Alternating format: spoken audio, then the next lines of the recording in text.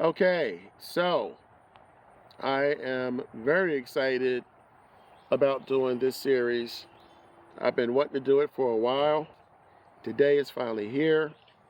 My voice is a little raspy. I apologize for that, but this is something that people have been asking for.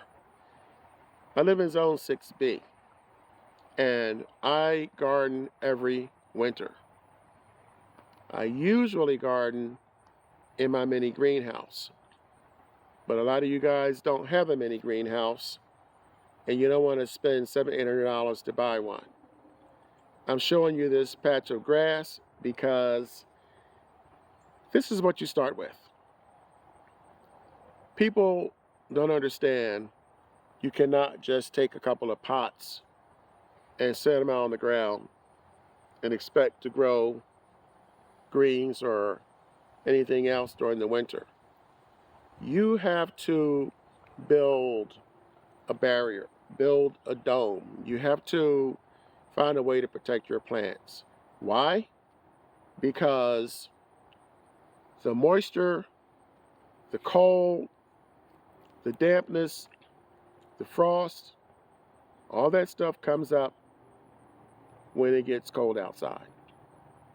If you know any campers, or if you are a camper yourself, in the summertime you throw up a tent, you throw it on your sleeping bag, and boom, lights out. You can't do that in the wintertime. You have to have some sort of protection from the elements. And during the winter, that's what we're dealing with.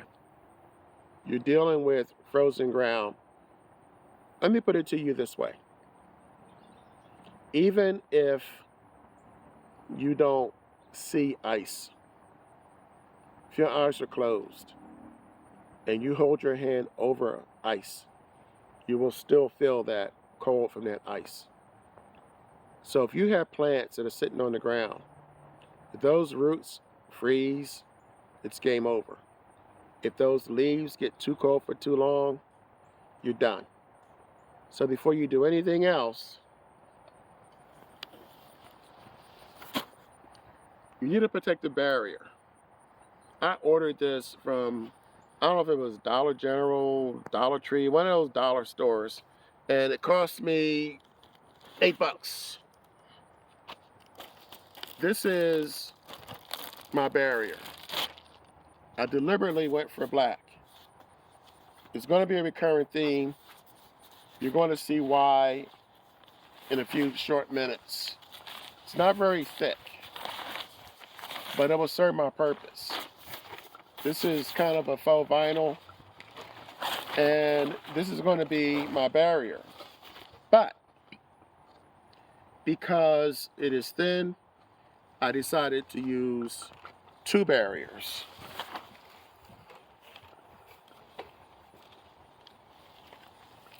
This is a trash bag, well, a leaf bag.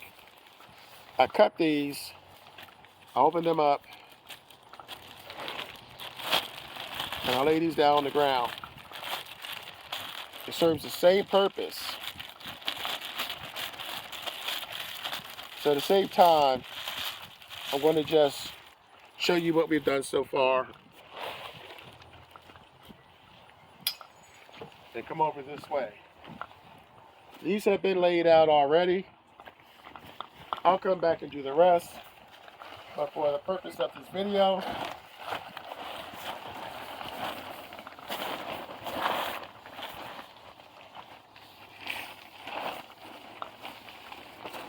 I'm going to lay this out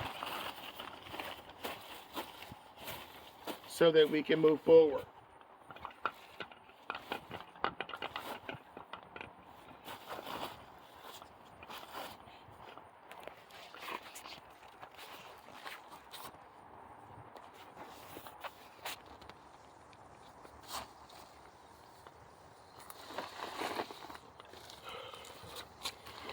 Now you get the idea.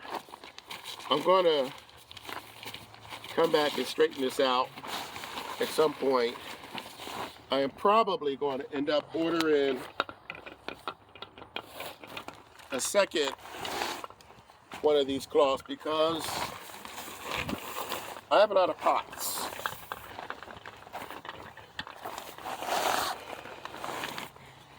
By the time this is done, I'm going to expect to get a minimum of 20, 25 pots in this one area. So, once those pots go in, they're protected from the ground, but that's not the end of the story. Let me move a few of these pots around. The Frugal nephew is here today. I'm excited. He's the one that's recording for me. I couldn't do this without him. Next weekend, Frugal daughter's going to be in town. So,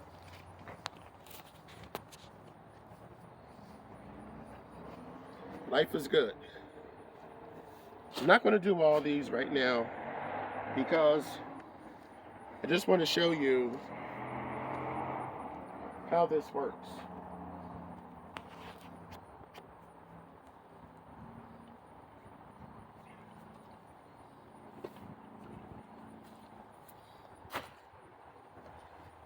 People don't understand that growing in the winter is not as hard as you think.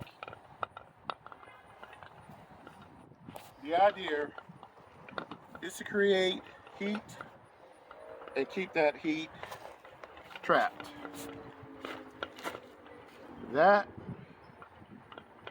if you don't remember seeing it in my other videos, is an ordinary tea bottle. I'm all over the place. Here's the second one. The third one. You can have as many as you want. During the day, this whole area is going to heat up.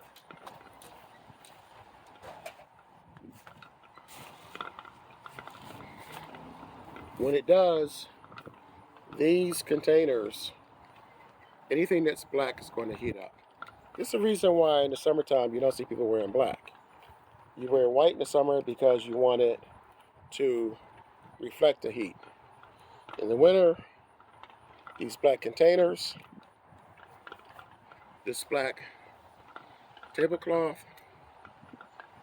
these black bottles will all attract heat. Now, there are a couple of rules. You have to put something over top of this to hold that heat in so that at night that heat is slowly released.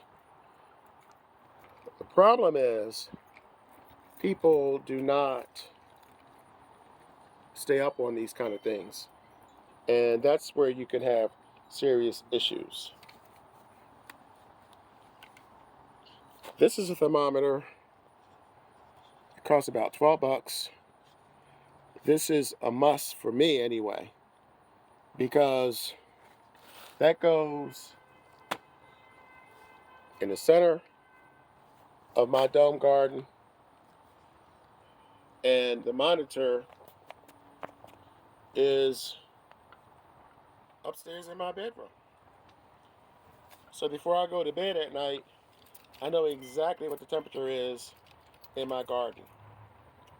Now,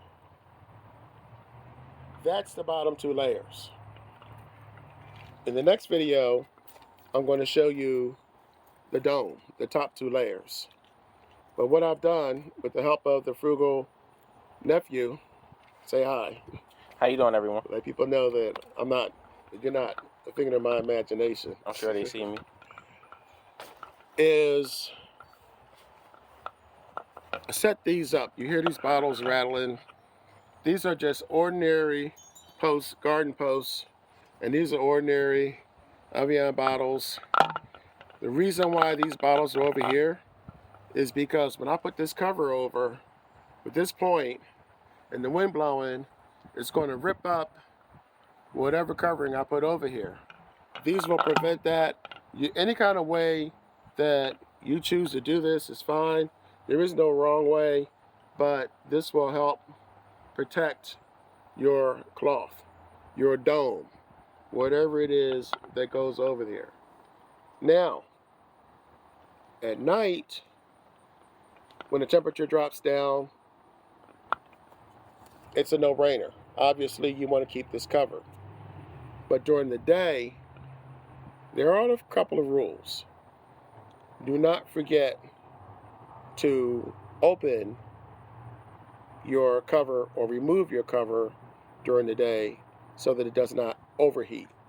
The last thing you want is for your temperatures to be in the hundreds during, 100 during the day and 20 at night. That's not going to bode well for whatever it is you're growing. Here's a misconception. You can't grow in the wintertime because the plants will die. There are specific plants, a class of plants, category plants called brassicas, and they are made to grow in the fall and in the winter.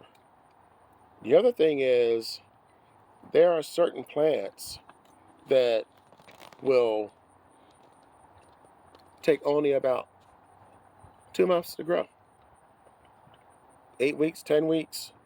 And if you plant them, say October 1st or November 1st, then you'll be harvesting them by the end of December. So you're not really out here all winter long. So at this point, I just wanted to make sure you guys understood the basic concept of what you need to do for your layout.